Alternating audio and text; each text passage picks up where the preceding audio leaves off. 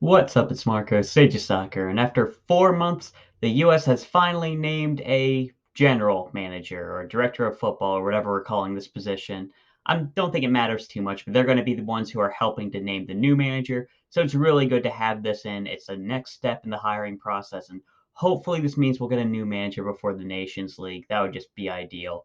But the new manager is, drumroll, Matty Crocker, director of football at Southampton.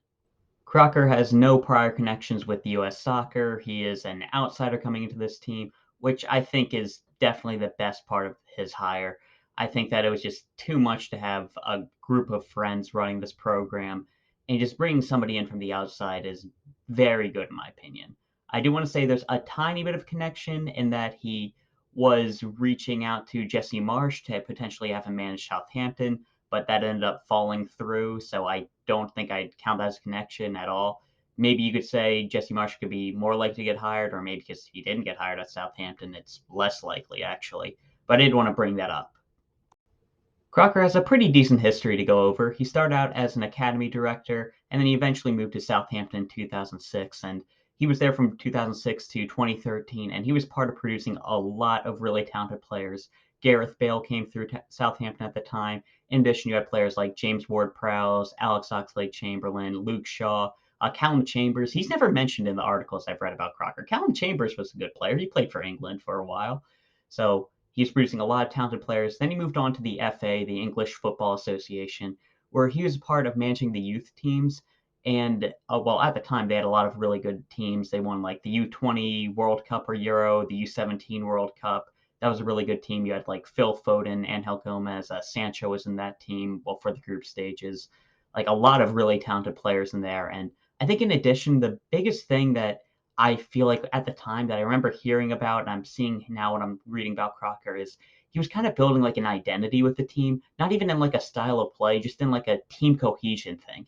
And if you look up like the England golden generation back in like mid 2000s, they were a really talented group of players, but none of them really got along too well. Like you could tell there were still rivalries in the squad, like between the United players, the Chelsea players, the Arsenal players. Like they were all like kind of not getting along that well.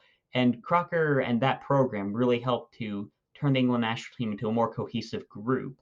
And I think that's a really underrated thing that he did and a good part of his career. And in addition, I think that he was working pretty well with the women's program at Southampton and with the job at the US with how good the women's team is, especially when compared to the US. Like, I feel like that is very important for us. He's most recently been the director of football at Southampton, where he will leave his position there to help the U.S. And it's fair to say that it hasn't been going great for him. Southampton have steadily declined over the last few years, and they look very likely to get relegated right now. In terms of managerial hires, which he's brought in to help with for us, he had Ralph Hasenhüttl at the time when he was appointed. He decided to keep him even after that 9-0 loss to Leicester, which I think was actually a pretty good decision, but eventually he ended up having to fire Hasenhüttl and he brought in Nathan Jones, which has proven to be probably the worst managerial hire of the season and a pretty bad mistake and will likely lead to Southampton getting relegated. So not great there. And in addition, he's been a pretty forward thinking with the academies. There's a lot more information on that. If you really want to look into it, you can just Google Matty Crocker. You see like all the stuff he's doing, like implementing like different youth setups.